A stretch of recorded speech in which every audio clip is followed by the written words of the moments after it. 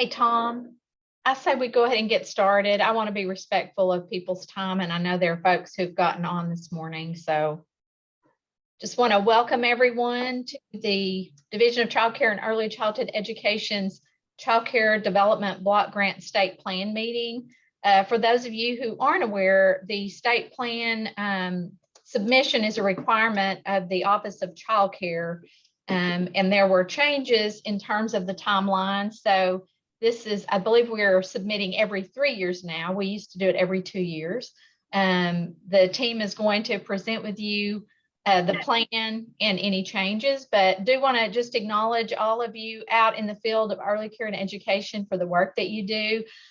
We have found out we are getting, this is for our regular child care development block grant.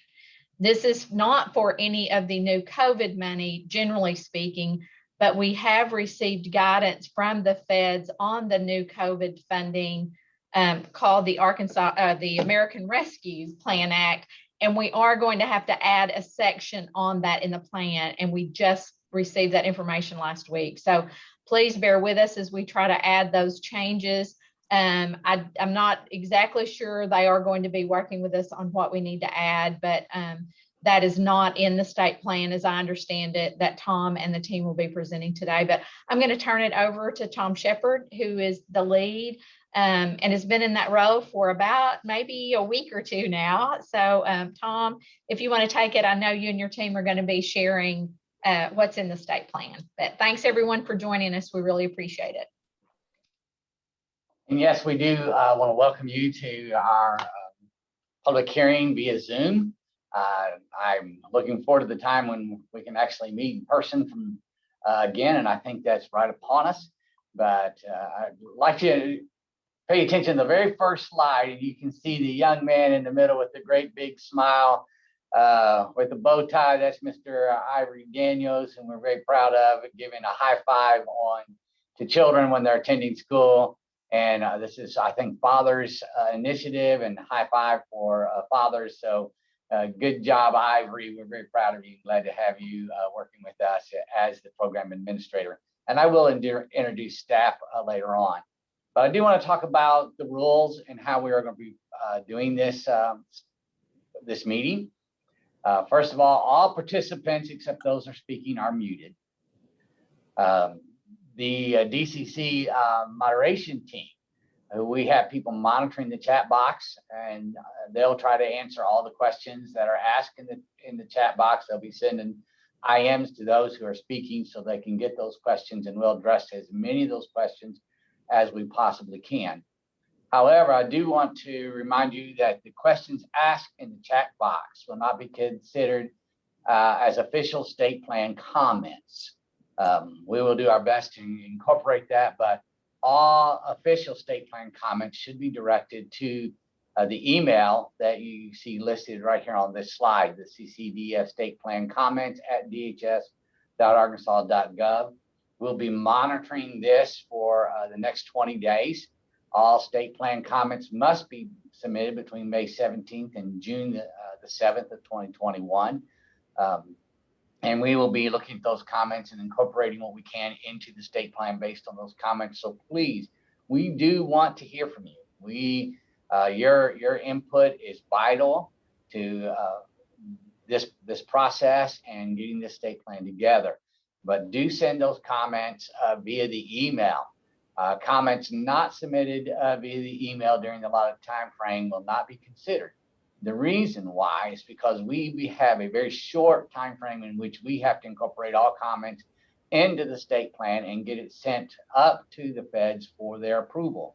And so that has to be sent before, I believe, June 30th, that it has to be sent to the feds for their approval of this state plan. So any comments that you want to submit, please submit via this email, and we will take that into consideration. Rachel, if you go to the next slide.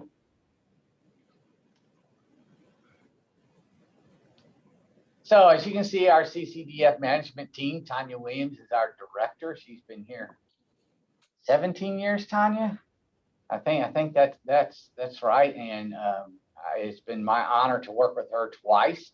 I was here over 15 years ago in the position of CCDF management. I came back a few years ago and worked in the health and nutrition programs, and just recently transitioned over back to the CCDF management team as the assistant director here. Ivory Daniels, as you've seen on the first page, giving that high five, is our CCDF program administrator. Rachel, who's running this slideshow, is my project manager and my personal assistant that helps keep us online. And then we have Brandy Ishman, who is one of our program managers, and Ashley Green, who is also one of our program managers here in the division working on the CCDF management team. Brandy Ishman supervises Patricia Johnson, who many of you know by getting assistance with your billing and your participant agreement. And then Betty Culp is one of our supervisors up in Washington County. And then Teresa Cooper and Dolores Calhoun.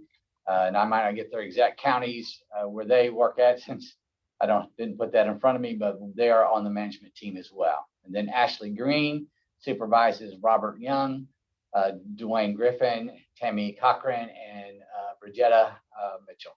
So that is our supervisory team, our management team. We're very, very proud to have them on board to serve you. One of the things that we're trying to promote here at the Family Support Unit is that there's really no wrong doors to get your questions answered. So if you'll contact any of these folks, they'll take your questions, and if they don't have the answer, they'll find the answer and get back with you. We do not want to be passing you around from person to person. We are focusing on our customer service skills, and we are very, very thrilled to be working with all of our providers, because we recognize you on the front lines taking care of our children, and we highly appreciate you and thank you for all of your hard work. We're going to highlight this state plan on a section by section basis, and we're going to first take a look at two sections on the use of combined funds, and then our disaster preparedness, which is required in the state plan. I'm going to turn it over right now to Ted Beck, and he is going to talk to you about the use of combined funds. After that, he's going to turn that over to Pamela Burton, who will be speaking about our disaster preparedness. So Ted, if you would take over, you're on deck, sir. Very good. Good morning to everyone. My name is Ted Beck, and I am the program manager for an Early Head Start Child Care Partnership grant here with the Division of Child Care. If you know anything about Head Start or Early Head Start, you know that most of the programs, the grantee is maybe a school district or the childhood services at a college or university, or maybe a nonprofit organization.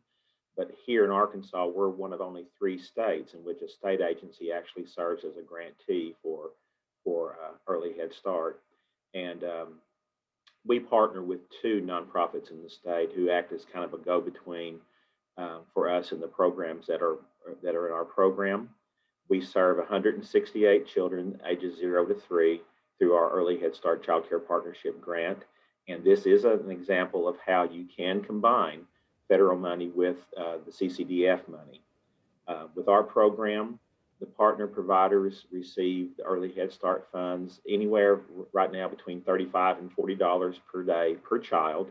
And then on top of that, the programs can also receive CCDF funding, voucher funding, based on their level in Better Beginnings. Our programs that are at a level 3, up to 100% of their kids that they serve, they can get vouchers for if the families qualify. So that's a great way to combine their money. And of course, we expect them to use that money to improve the quality of their program. So it's a great example of how you can combine the CCDF funds with other funding as well. If anyone ever has an opportunity to participate in an Early Head Start Child Care Partnership grant, I would encourage you to do so. It's a great way to improve your program, as well as taking care of the needs of children and families.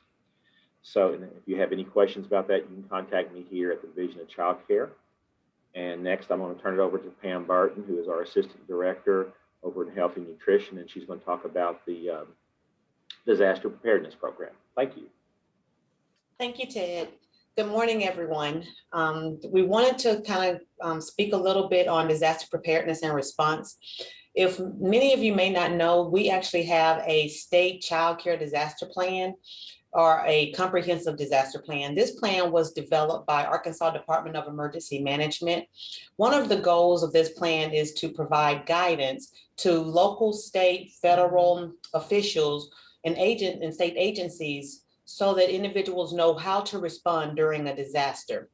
For those of you that don't know, this Arkansas Comprehensive Emergency Management Plan, called the RCEMP, you can actually download a copy of that plan from the Arkansas Department of Emergency Management's website, and I'll actually drop that link in the chat box so that you guys can go and see it.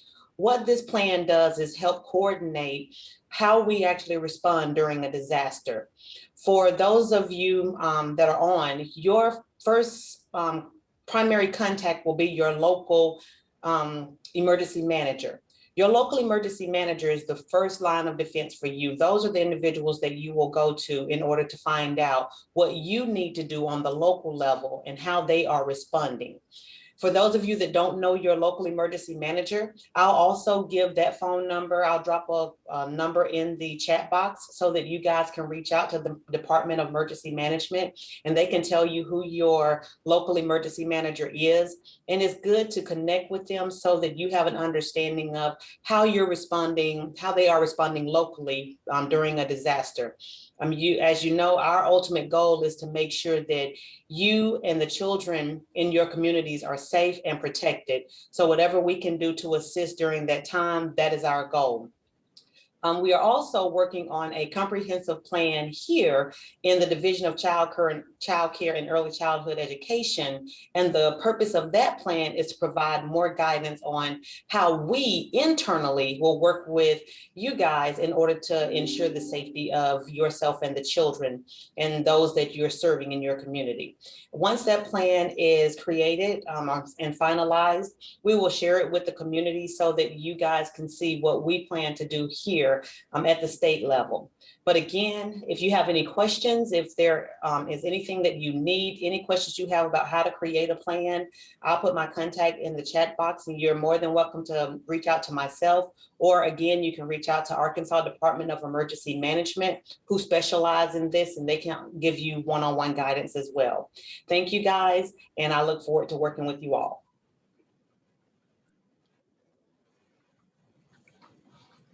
Good morning, you all. This is Ivory Daniels. I am the CCDF Administrator with the Division of Child Care and Early Childhood Education. Can you hear me? Maybe? Yes, Ivory, we can hear you. Okay, thank you. And I'm with the Division of Child Care and Early Childhood Education. I'd like to welcome you all to our state plan meeting, public hearing. And I want to talk to you just a little bit about a resource that we have for parents and providers. If you would go to our CCDF homepage, it's a consumer education website, section 2.3. It has a lot of resources for parents and providers. Help paying for childcare.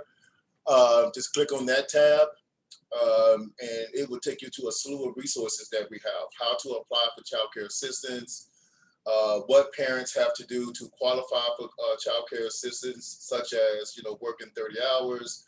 Attending school full-time, etc. It also has what is the qualifying income, and it also has a link to our child care assistance sliding fee scale. So parents can always go on the website to see whether or not they are eligible for assistance. They also have, how to choose a provider, what to look for in a provider. It has a list of centers, how to locate child care centers. It also has a contact information about our child care aware agencies, and we do have child care aware agencies across the state of Arkansas. It's a tremendous resources for parents and providers who are looking for quality child care. It also has a section on there with aggregate data, so you have the opportunity to look at that.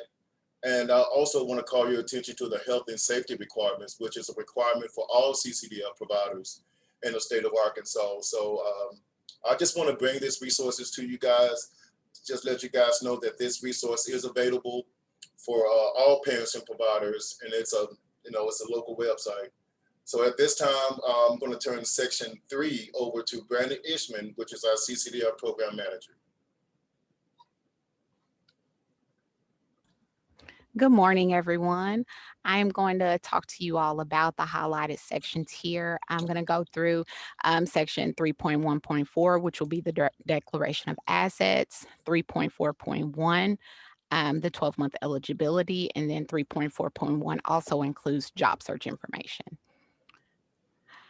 Okay, so let's start with our section 3.1.4. This is our declaration of assets. We have been asked by the federal government to ensure that anyone receiving CCDF dollars do not have assets that are in excess of $1 million. So the way that we do that here is on the bottom of page 4 in the page 3, I'm sorry, in our application, there is a section here that says, do you have assets in excess of $1 million? Families who declare no, they don't, will continue on with the eligibility process. However, families that declare yes, they do have assets in excess of $1 million, those applications will be denied. And they'll be denied because we are unable to serve anyone who declares that their family has assets in excess of $1 million. Okay.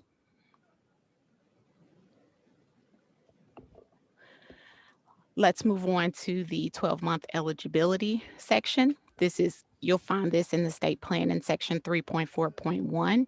And this is something we wanted to highlight for you all. This is something that is ongoing right now, but we wanted to highlight it to make sure that all of our providers understand what it is that we're doing, how their authorizations are being authorized, and how they can bill for services for children who have child care assistance.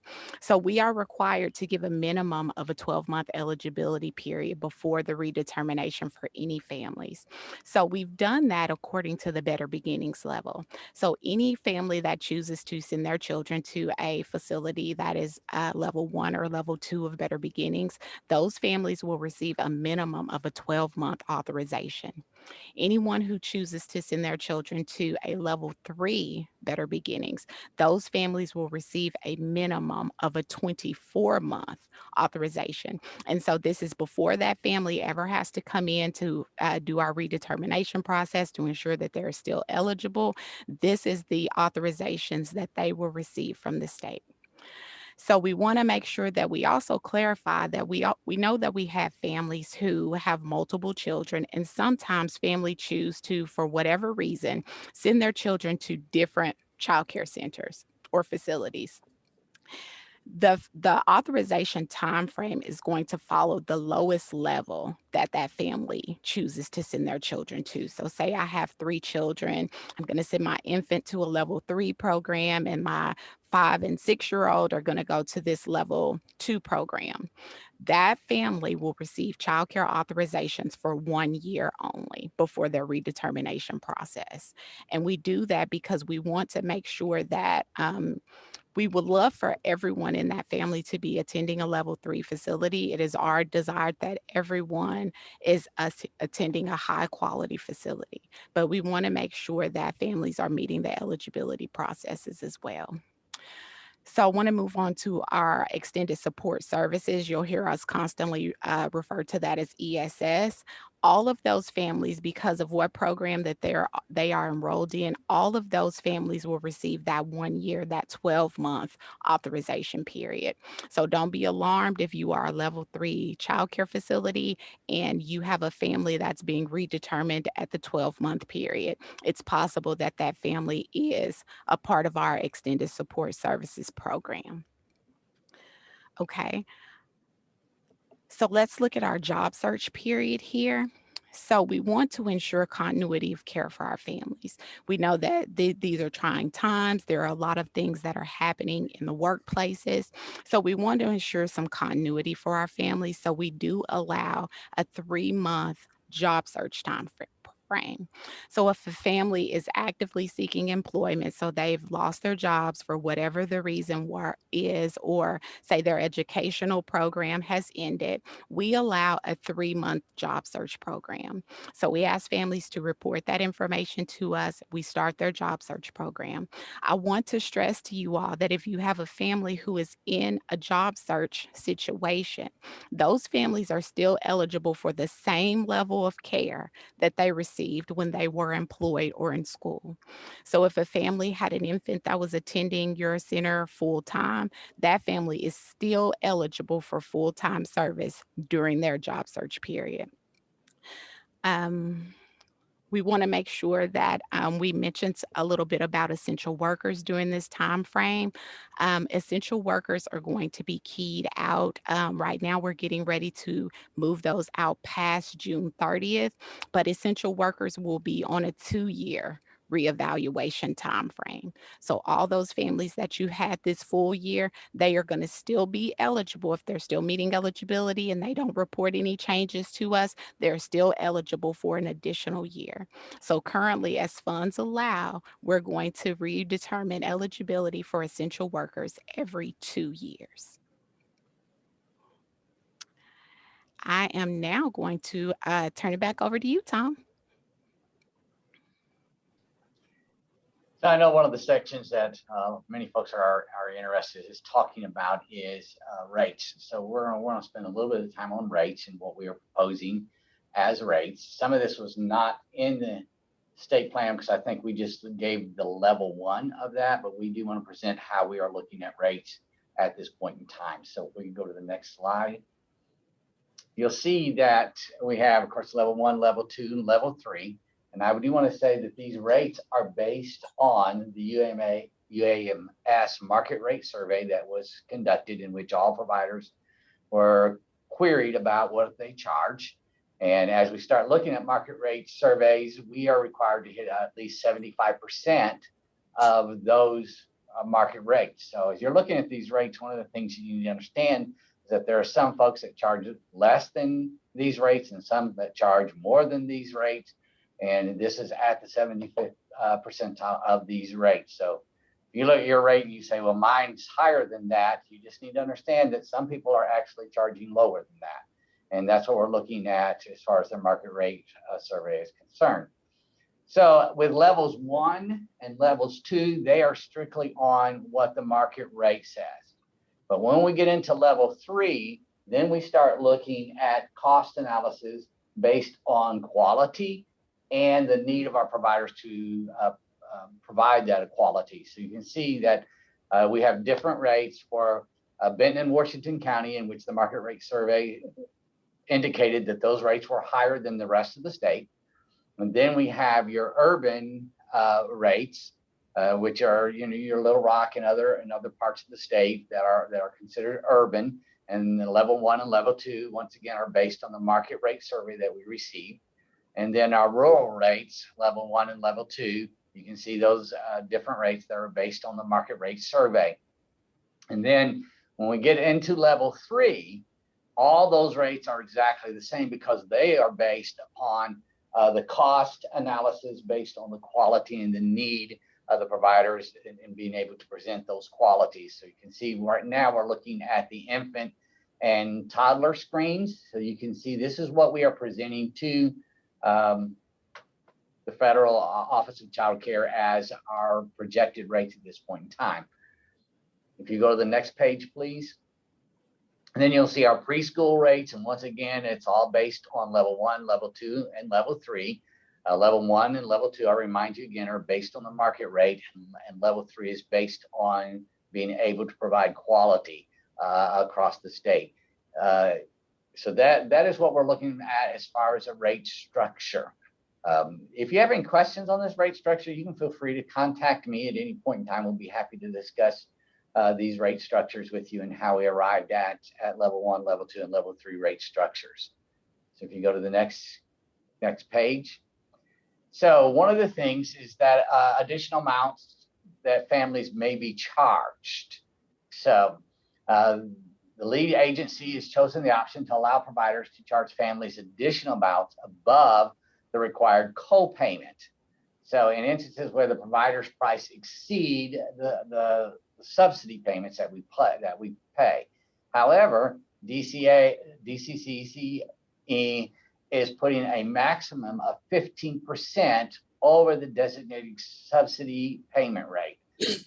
So a provider cannot charge a family receiving CCDF subsidies a higher rate than they actually charge private pay. So we've got an example here. If your rate is at $33.50, that's the subsidy payment.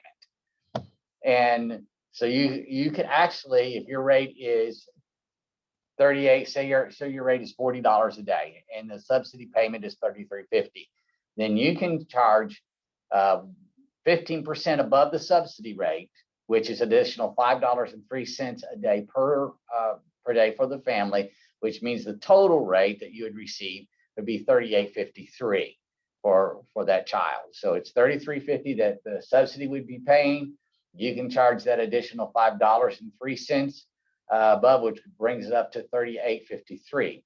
However, if your rate is only $37 a day, then you can only charge that client up to $37 a day, which would be the $33.50 plus $3.50, which would make it up to $37 is what you could charge that parent. So you couldn't charge the whole $5.03 because your rate's only at $37. So when you get to that rate examples, if you have any questions about that, once again, you can contact me. There's several figures that you can look, but the main thing is charging, multiplying your rate by, or the subsidy rate by 1.15, and that will give you the maximum amount that you can actually charge a subsidy parent. We have found, and I went over this with several folks throughout the state, and we have found that most of the time we are within $1 or we are over what the facility actually charges for those rates. So I think those rates are in pretty good shape at this point in time. But once again, do contact us. CCDF plan does provide that you may charge reasonable fees such as registration, late pickup, late payment, and materials. However, all reasonable fees must be disclosed in writing to the families and available to DHS upon request. And actually, we will have to start running a report for every family that is charged, not every family, but for every provider that charges above, charges the client above what we are paying. So we'll have to get that information. We're working on how we'll have to do that as well.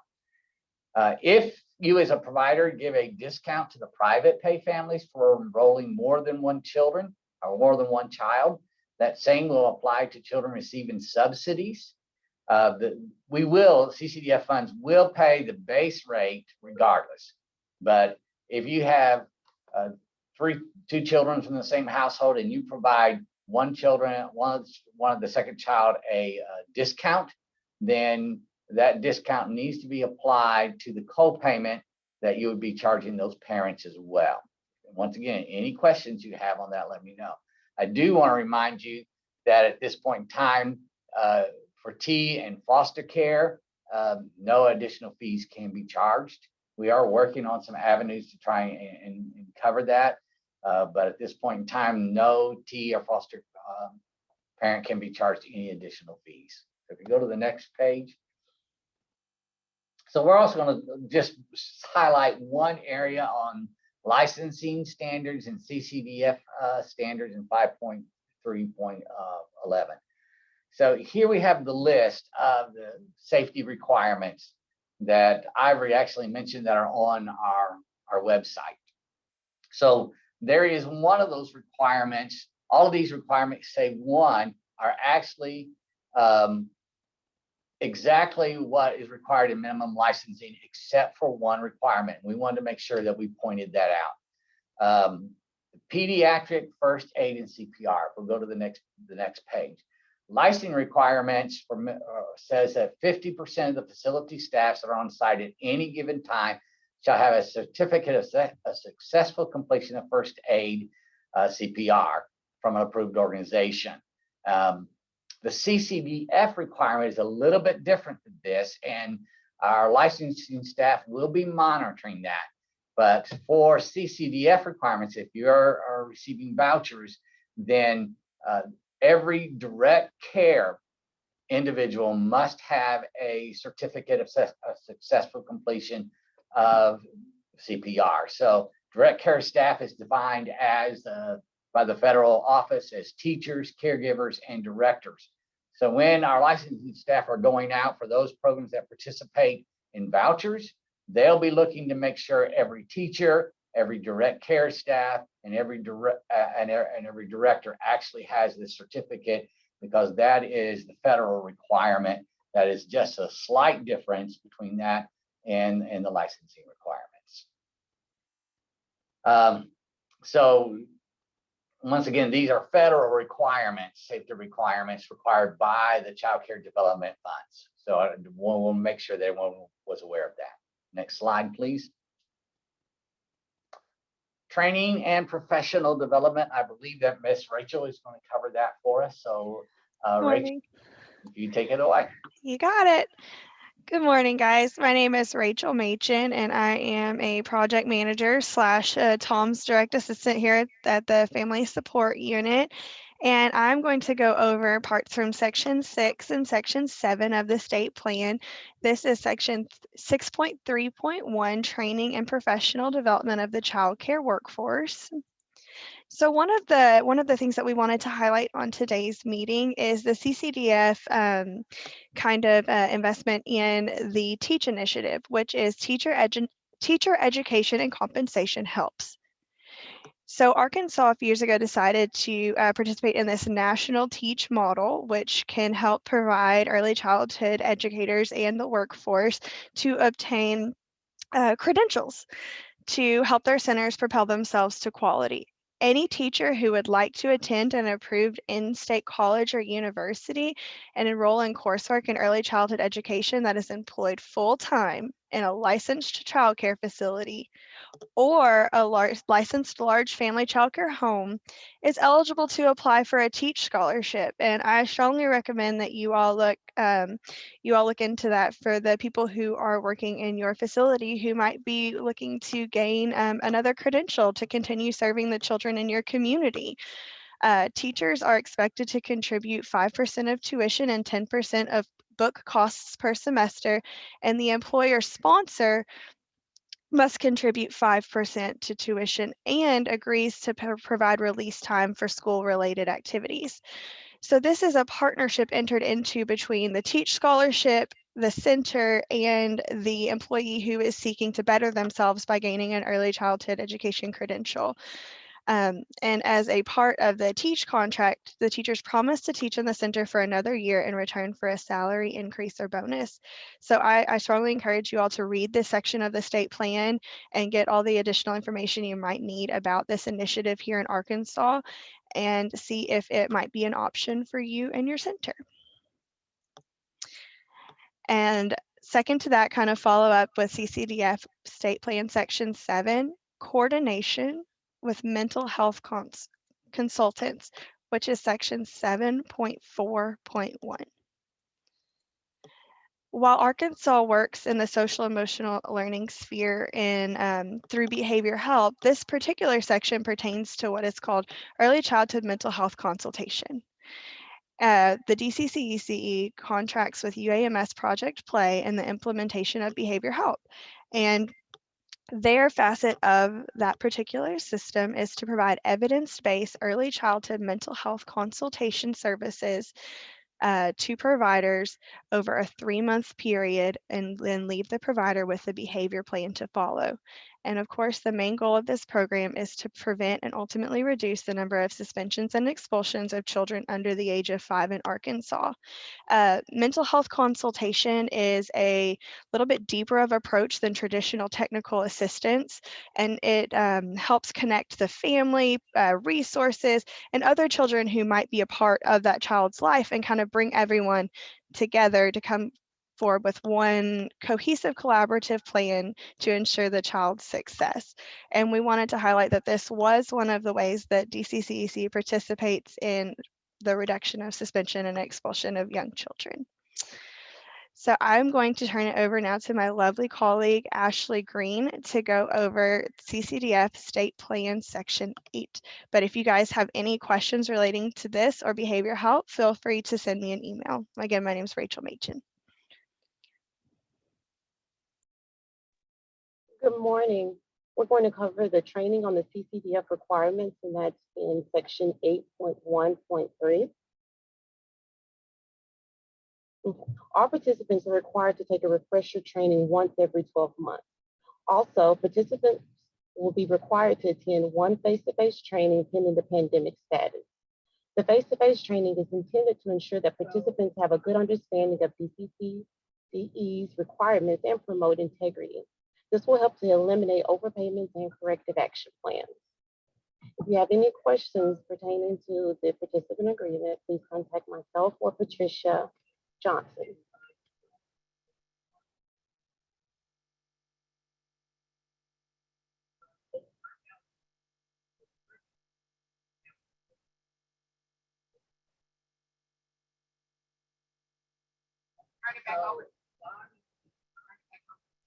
Okay, we're going to turn it back over to Thomas Shepard.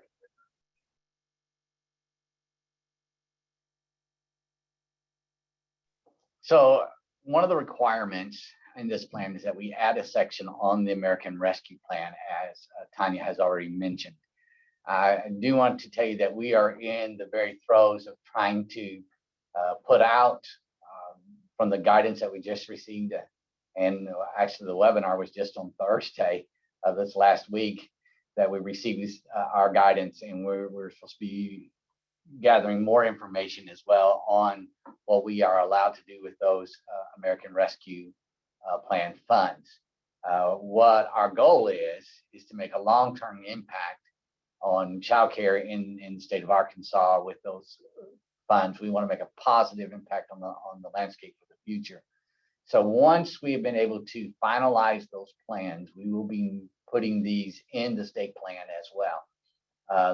All the updates that we're putting in the state plan will also be shared on the websites as well. When we finally get the final approval from Office of Child Care and from the federal, from Washington, we also be putting that final plan out on the web as well. I did see a question on the chat about large family child care homes. I don't know if Ashlyn, it can be unmuted where she could actually answer that question, since that question is there. Can Sarah or Rachel or someone, and I'm trying to see if Ashlyn's actually still on here or not. If not, maybe Tanya can answer that question. Hey, Tom, it's Ashlyn. Can you hear me? Yes, we can.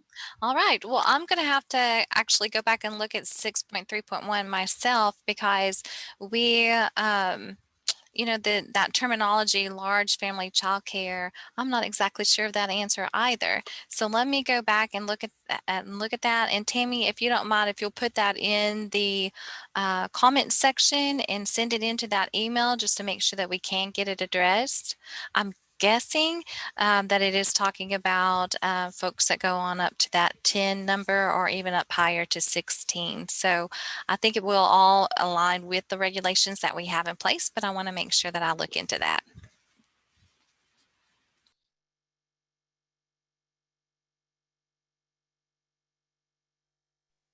So this is the end of our PowerPoint on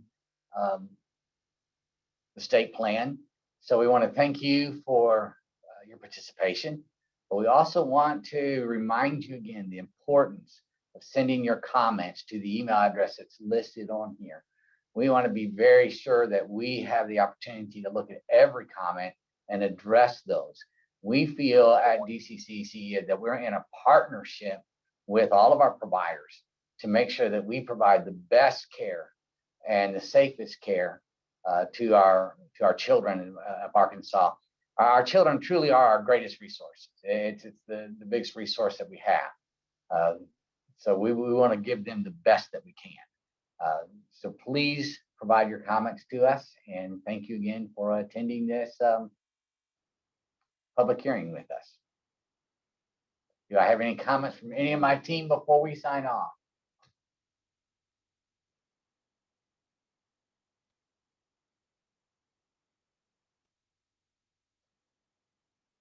Once again, folks, have a great day. Don't hesitate to contact anyone on the staff here about any questions that you have. Send in your comments for the state plan. Y'all have a great day.